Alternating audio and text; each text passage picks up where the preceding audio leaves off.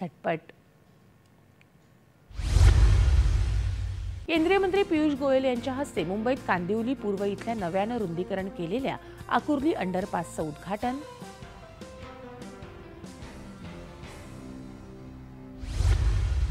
महायुती सरकारनं जाहीर केलेल्या मुख्यमंत्री माझी लाडकी बहीण या योजनेबाबत काही लोक जाणीवपूर्वक अपप्रचार करत असल्याचा राज्याचे मंत्री गिरीश महाजन यांचा धुळ्यात आरोप। राज्यात मुख्यमंत्री तीर्थदर्शन योजनेत अयोध्येसाठी पहिली रेल्वे नांदेडमधून धावणार। अर्ज करण्यासाठी 30 सप्टेंबर अंतिम तारीख। जिल्हाधिकारी अभिजित राऊत यांची माहिती।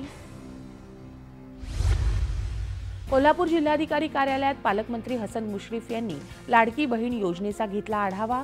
या योजनेअंतर्गत कापलेले पैसे परत करण्याच्या सूचना। नागपुरात सरसंघचालक मोहन भागवत यांच्या हस्ते द्वितीय सरसंघचालक माधव गोळवलकर गुरुजी यांच्या तैलचित्राचं अनावरण। बडोदा मुंबई मार्गावरच्या 4 किमी बोगदा खणण्याचं काम यशस्वीरित्या पूर्ण। मोठं भुयार खोदण्याच्या यंत्रासह 20 अभियंते 300 मजुरांची अहोरात्र मेहनत यशस्वी।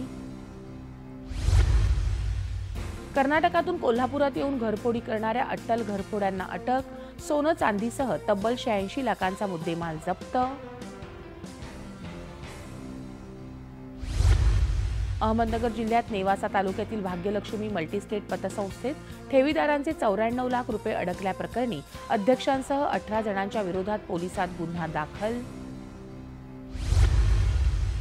आणि भारत निवडणूक आयोगाच्या निर्देशानुसार रायगड जिल्ह्यातील 7 विधानसभा मतदारसंघात ईव्हीएम आणि व्हीव्हीपॅट यंत्राचं मतदारांना प्रशिक्षण।